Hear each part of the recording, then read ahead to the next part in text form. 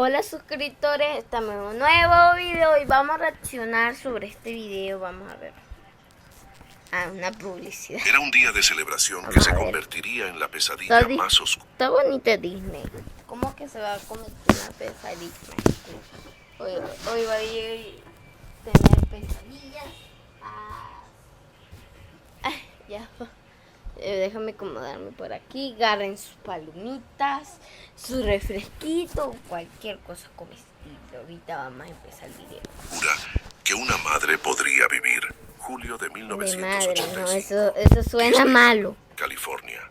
Dos gemelas chinas de 12 años, Mariana y Liliana Chen, desaparecen misteriosamente después de posar para una foto con Mickey Mouse. Su madre sale al baño por apenas 7 minutos. Y cuando regresa, sus hijas han desvanecido como si la tierra se las hubiera tragado. ¿Qué sucedió realmente ese día en el lugar más feliz de la tierra? ¿Por qué la investigación policial fracasó completamente? ¿Cómo es posible que dos niñas desaparezcan sin dejar rastro en el parque temático más vigilado del mundo?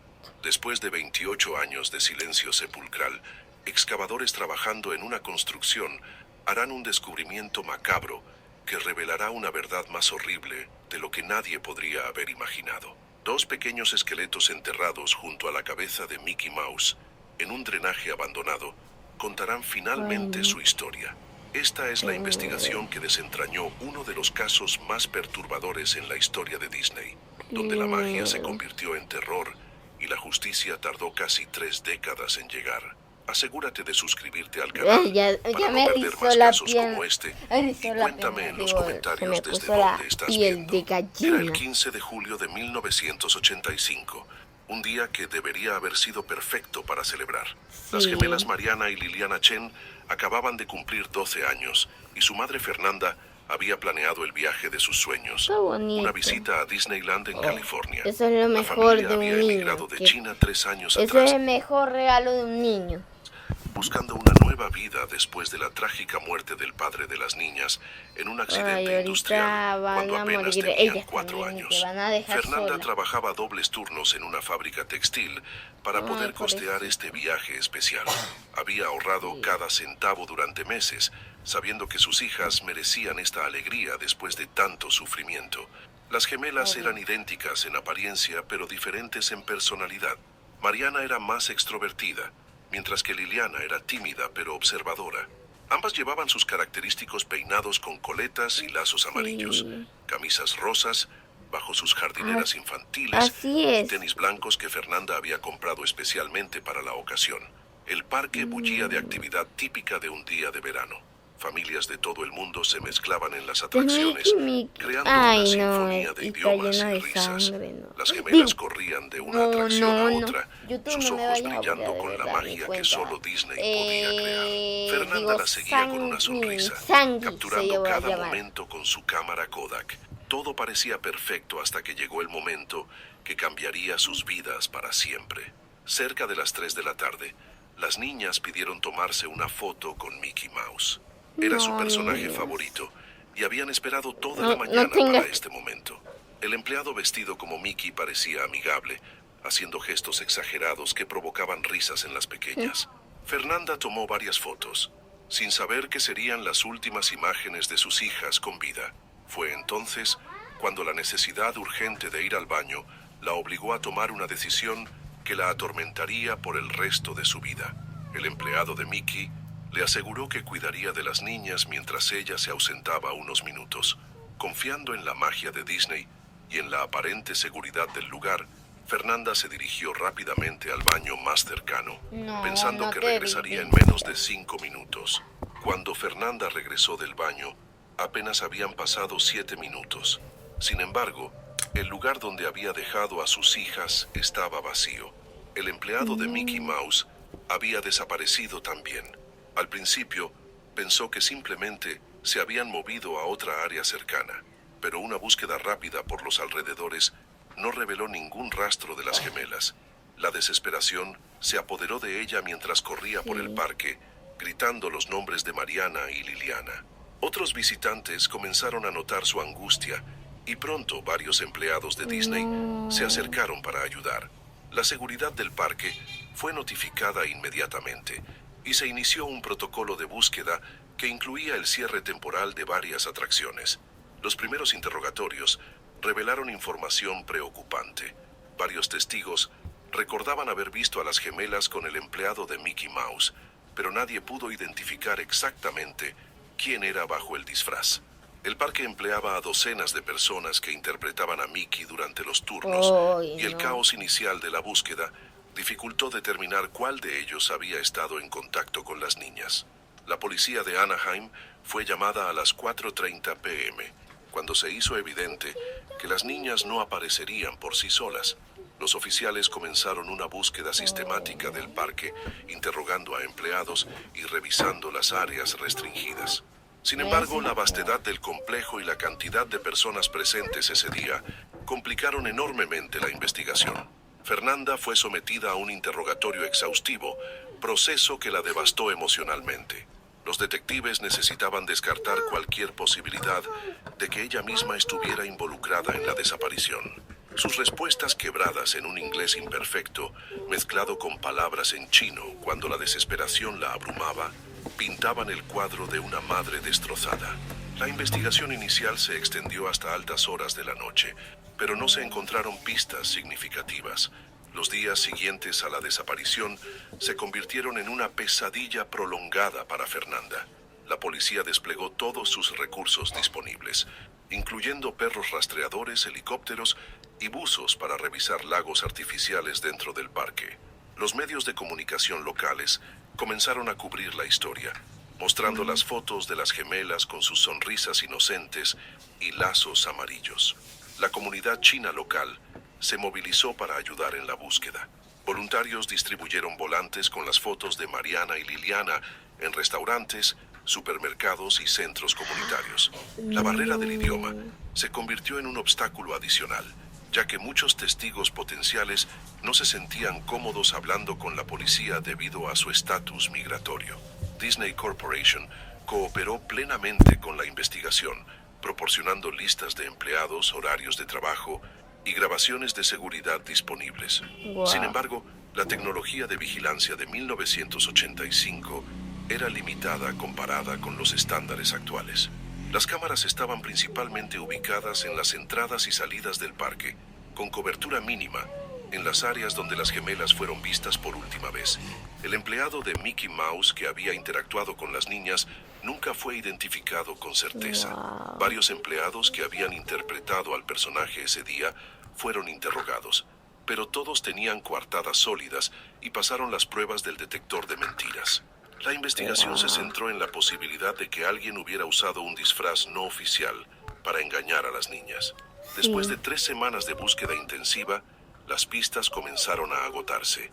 La policía amplió el perímetro de búsqueda a áreas circundantes, incluyendo hoteles, centros comerciales y zonas residenciales. Se revisaron registros de huéspedes, se interrogaron empleados de hoteles y se revisaron cámaras de seguridad de establecimientos cercanos, pero sin resultados concretos. El caso de las gemelas Chen se convirtió oficialmente en un caso de personas desaparecidas después de 6 meses sin avances significativos. Fernanda se negó a aceptar esta clasificación o insistió fuera. La investigación policial se vio obstaculizada por varios factores. En 1985, las bases de datos criminales no estaban interconectadas como lo están hoy. La comunicación entre diferentes departamentos de policía era lenta y a menudo ineficiente. Además, la naturaleza transient de muchos empleados de parques temáticos dificultaba el seguimiento hoy. La comunicación entre diferentes departamentos de policía era lenta y a menudo ineficiente. Además, la naturaleza transient de muchos empleados de parques temáticos dificultaba el seguimiento de personas que podrían haber estado involucradas. Los años pasaron sin noticias. Fernanda desarrolló un trastorno de estrés postraumático severo, pero se negó a buscar ayuda profesional. En su lugar, canalizó toda su energía en mantener viva la memoria de sus hijas. Renovó los volantes cada año, actualizando las fotos con proyecciones de cómo podrían verse las niñas al crecer. Visitaba el parque Disneyland religiosamente cada 15 de julio, el aniversario de la desaparición. La comunidad china local gradualmente perdió interés en el caso. Las familias tenían sus propias luchas, y el tiempo tiene una manera cruel de hacer que incluso las tragedias más devastadoras se desvanezcan en el fondo de la memoria colectiva. Fernanda se encontró cada vez más aislada, manteniendo su vigilia solitaria por sus hijas perdidas. Los medios de comunicación ocasionalmente revisitaban la historia en aniversarios significativos, pero las actualizaciones eran siempre las mismas, sin nuevas pistas, sin desarrollos, sin esperanza. El caso se archivó oficialmente en 1995, 10 años después de la desaparición, aunque técnicamente permanecía abierto. Para 2010, 25 años después de la desaparición, una nueva generación de detectives había asumido el control del Departamento de Policía de Anaheim. El detective Mikel Rodríguez, especializado en casos fríos, decidió revisar los archivos de casos sin resolver de la década de 1980. Su interés se despertó por la meticulosa documentación que Fernanda había mantenido durante todos estos años. Rodríguez descubrió que Fernanda, ahora una mujer de 68 años, había continuado su búsqueda privada con una determinación inquebrantable. Había desarrollado sus propias teorías sobre lo que había sucedido, basadas en décadas de investigación amateur. Su apartamento se había convertido en un centro de comando improvisado, con mapas, fotos y recortes de periódicos cubriendo cada superficie. La tecnología moderna ofrecía nuevas posibilidades para el caso. El ADN, las bases de datos criminales interconectadas y las técnicas de investigación avanzadas podrían proporcionar pistas que no estaban disponibles en 1985. Rodríguez comenzó a digitalizar los archivos del caso, creando una base de datos searchable que podría cruzar información con otros casos similares. Un desarrollo interesante surgió cuando Rodríguez descubrió que varios otros casos de niños desaparecidos en parques temáticos de California durante los años 80 habían quedado sin resolver. Aunque no había conexiones obvias, los patrones similares sugerían la posibilidad de un depredador serial que había operado en la zona durante ese periodo. Fernanda inicialmente se mostró reacia a cooperar con la nueva investigación. Había perdido la confianza en las autoridades después de décadas de promesas incumplidas. Sin embargo, la persistencia de Rodríguez y su genuino interés en el caso gradualmente la convencieron de compartir sus archivos privados y sus teorías. En marzo de 2013, la construcción de una nueva línea de metro en Anaheim requirió excavaciones extensivas en áreas que habían permanecido intactas durante décadas. Los trabajadores estaban cavando cerca de un sistema de drenaje abandonado, aproximadamente a 2 millas del Parque Disney, cuando sus máquinas toparon con algo inesperado. El capataz de la obra, un hombre experimentado llamado Frank Morrison, notó inmediatamente que los objetos no eran desechos normales. Entre los escombros y la tierra, aparecieron fragmentos de ropa descolorida y lo que parecían ser restos óseos pequeños. Morrison detuvo inmediatamente los trabajos y contactó a las autoridades. La escena fue acordonada y el equipo forense del condado de Orange fue llamado para realizar una excavación cuidadosa. Lo que encontraron los horrorizó. 2 esqueletos pequeños, claramente pertenecientes a niños, junto con fragmentos de ropa que coincidían con las descripciones de la vestimenta de las gemelas Chen. Pero el hallazgo más escalofriante fue una cabeza de Mickey Mouse de plástico, parcialmente enterrada junto a los restos. El detective Rodríguez fue notificado inmediatamente. Después de tantos años trabajando en casos fríos, había desarrollado una capacidad casi sobrenatural para conectar puntos aparentemente no relacionados. La proximidad del hallazgo al Parque Disney y la presencia de la cabeza de Mickey Mouse hicieron que inmediatamente pensara en el caso de las gemelas Chen. El análisis forense preliminar confirmó que los restos pertenecían a 2 niñas de aproximadamente 12 años. El estado de descomposición era consistente con huesos que habían estado enterrados durante décadas. Las condiciones del suelo, húmedo pero protegido, habían preservado algunos fragmentos de ropa, incluyendo pedazos de tela rosa que podrían haber sido parte de las camisas que las gemelas llevaban ese día fatídico. La noticia del hallazgo se filtró rápidamente a los medios de comunicación locales. Los titulares sensacionalistas hablaban de los esqueletos de Disney y el misterio resuelto después de 28 años. Para Fernanda, que había mantenido una vigilia de casi 3 décadas, la noticia llegó como una mezcla devastadora de alivio y dolor renovado. El análisis forense de los restos encontrados se llevó a cabo con la máxima precisión. Los huesos fueron sometidos a pruebas de ADN, un proceso que en 1985 habría sido imposible. Fernanda proporcionó muestras de su propio ADN para comparación y también se obtuvieron muestras de objetos personales de las gemelas que ella había conservado religiosamente durante todos estos años. Los resultados llegaron 6 semanas después. El ADN confirmó inequívocamente que los restos pertenecían a Mariana y Liliana Chen. Después de 28 años de incertidumbre, Fernanda finalmente tenía la confirmación científica de lo que su corazón había temido desde 1985. Sus hijas habían muerto poco después de su desaparición. El examen patológico reveló detalles perturbadores sobre las circunstancias de la muerte. Los esqueletos mostraban evidencia de traumatismo y la posición en la que fueron encontrados sugería que las niñas habían estado confinadas en un espacio pequeño. La preservación de algunos tejidos permitió detectar evidencia de abuso sexual, confirmando los peores temores sobre lo que habían sufrido las gemelas en sus últimos días. La cabeza de Mickey Mouse encontrada con los restos fue sometida a análisis forenses detallados. Las huellas dactilares habían sido eliminadas por décadas de exposición a los elementos, pero el plástico específico y el proceso de manufactura permitieron determinar que se trataba de una pieza oficial de Disney, probablemente de un disfraz de empleado de mediados de los años 80. Este descubrimiento validó la teoría de que el perpetrador había sido alguien con acceso a disfraces oficiales de Disney, ya fuera como empleado actual o anterior. La investigación se intensificó, centrándose en empleados que habían trabajado en el parque durante 1985 y que tuvieran acceso a los disfraces de personajes. Rodríguez y su equipo comenzaron a construir un perfil del perpetrador basado en la evidencia física y las circunstancias del crimen. Se trataba de alguien que conocía bien el área, que tenía acceso a transporte para mover los cuerpos y que poseía suficiente conocimiento local para encontrar un lugar de enterramiento que permaneciera oculto durante décadas.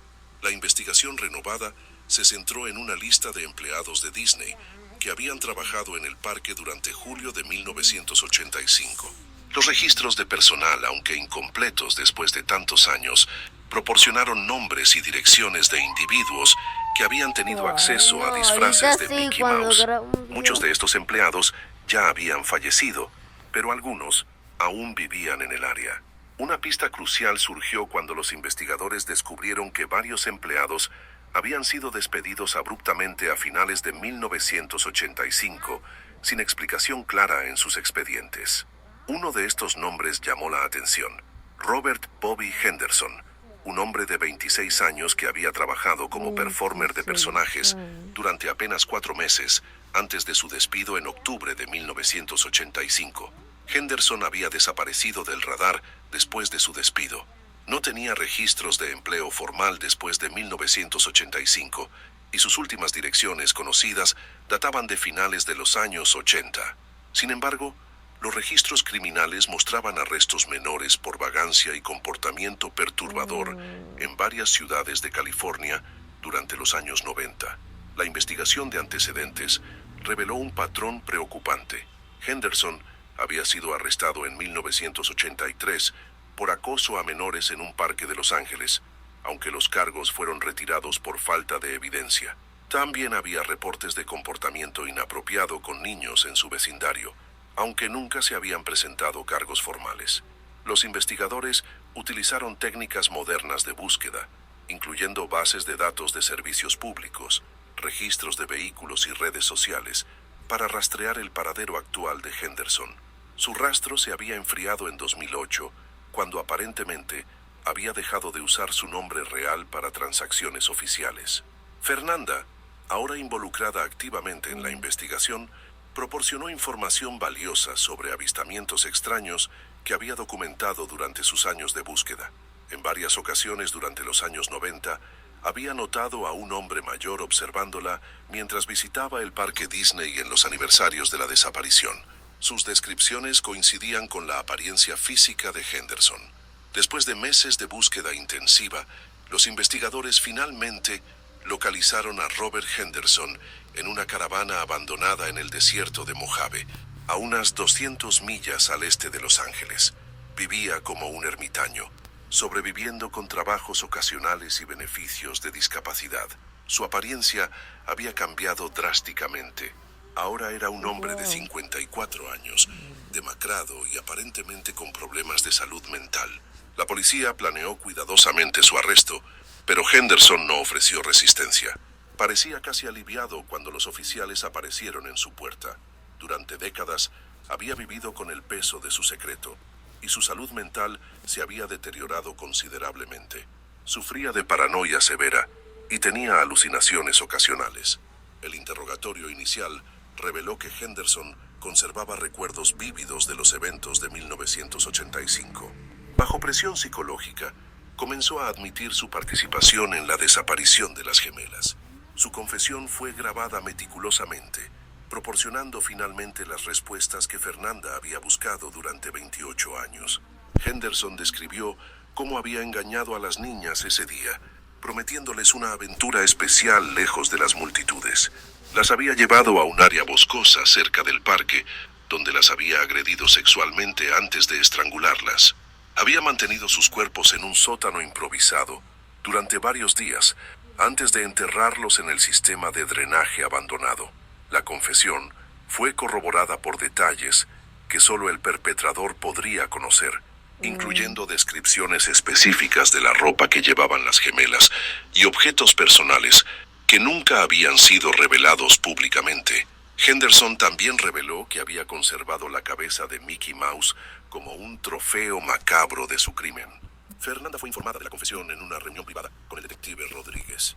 Después de décadas de incertidumbre, finalmente tenía las respuestas que había buscado. Sin embargo, la verdad era más horrible de lo que había imaginado, y el conocimiento de lo que habían sufrido sus hijas la destrozó de una manera completamente nueva. Robert Henderson fue arrestado formalmente y acusado de 2 cargos de asesinato en primer grado. Dado el tiempo transcurrido y las circunstancias especiales del caso, la Fiscalía decidió no buscar la pena de muerte, optando en su lugar por cadena perpetua sin posibilidad de libertad condicional. Henderson se declaró culpable de todos los cargos, evitando un juicio público que habría sido devastador para Fernanda.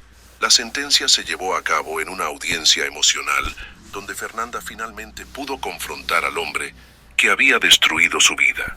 En una declaración de impacto de víctima que duró 15 minutos, describió los 28 años de agonía que había experimentado, la manera en que la pérdida de sus hijas había afectado cada aspecto de su existencia. Henderson, ahora físicamente frágil y mentalmente quebrantado, escuchó en silencio. Cuando se le dio la oportunidad de hablar, ofreció una disculpa que sonó hueca después de décadas de silencio. Expresó remordimiento por sus acciones, pero para Fernanda, ninguna cantidad de arrepentimiento podría compensar lo que había perdido. La cobertura mediática del caso fue extensa, pero respetuosa.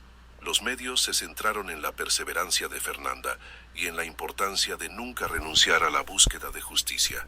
Su historia se convirtió en un símbolo de resistencia maternal y determinación inquebrantable frente a la adversidad. Fernanda finalmente pudo darles a sus hijas un entierro apropiado. Los restos de Mariana y Liliana fueron cremados y sus cenizas esparcidas en un jardín memorial que la comunidad china local había establecido en su honor. La ceremonia fue íntima pero significativa, proporcionando el cierre que Fernanda había necesitado durante casi 3 décadas. En los meses siguientes, Fernanda estableció una fundación dedicada a ayudar a familias de niños desaparecidos. Su experiencia personal y su comprensión del sistema legal la convirtieron en una defensora poderosa. Trabajó con el detective Rodríguez para desarrollar protocolos mejorados para investigar casos de niños desaparecidos, asegurándose de que otras familias no tuvieran que enfrentar la misma negligencia que ella había experimentado. Aunque nunca se recuperó completamente de la pérdida de sus hijas, Fernanda encontró propósito en ayudar a otros. Su legado se convirtió en uno de resistencia, justicia y la importancia de nunca abandonar la esperanza. Incluso... Ay, no. Me dejó...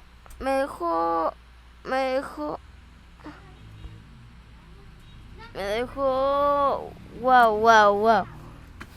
No sé cómo decirlo, cómo me expresé.